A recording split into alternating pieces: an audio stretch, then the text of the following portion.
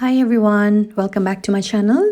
আজকে আমি family pizza বানিয়েছি pineapple pizza with chicken and chilli flavour.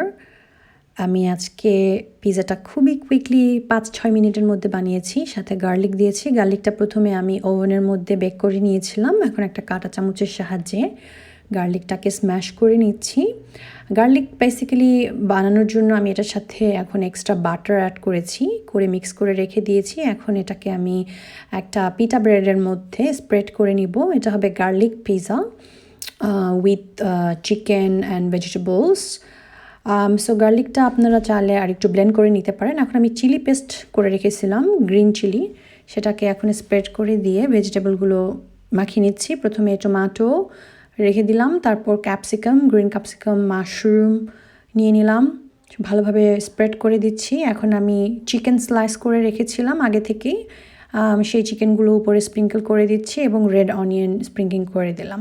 আমি আরও নিয়েছিলাম পাউরুটির যে ক্রাস্টগুলো থাকে সেগুলো উপরে দিয়ে দিয়েছি এবং মজারেলা চিজ। এখন দিয়ে দিচ্ছি পাইনাপলস, এটা ক্যানে কিনতে পাওয়া যায়। পাইনাপলগুলো দিয়ে দিচ্ছি, আপনারা অলিভও অ্যাড করতে পারেন। সো এখন আমি এই পিৎজাটাকে রেডি করার জন্য ওভেনে দিয়ে দিব। আমি একসাথে আজকে 3টা পিৎজা কুকিং করব। সো এটা করতে আমার মাত্র 7 মিনিট লেগেছিল। সো পিৎজাটা এখন রেডি। সো এখন ওভেনে দিয়ে দিচ্ছি। তো 6 মিনিটস পর পিৎজাগুলো হয়ে গেছে। খুবই সুন্দর, ক্রাঞ্চি এবং ডিলিশিয়াস পিৎজা, দেখতেই পাচ্ছেন। তো আমি এখন পিৎজাগুলোকে একটা সিজারের সাহায্যে কেটে নেব। আর আমার ব্রেডটা যেহেতু একটু থিন ছিল, যার কারণে সিজার দিয়ে কাটতে খুবই ইজি হয়েছে। সো পিৎজাটা গরম গরমভাবে সার্ভ করেছি। ভিডিওটা দেখে যদি ভালো লাগে অবশ্যই আপনাদের ফ্রেন্ডস অ্যান্ড ফ্যামিলির সাথে শেয়ার করবেন।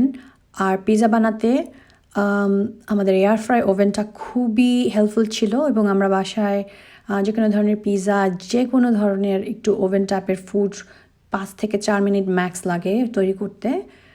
সো আজকের মতো আমি এখানেই বিদায় নিচ্ছি, আবার আসবো নতুন আরেকটা ভিডিও নিয়ে। আপনারা সবাই ভালো থাকবেন। খোদা হাফেজ।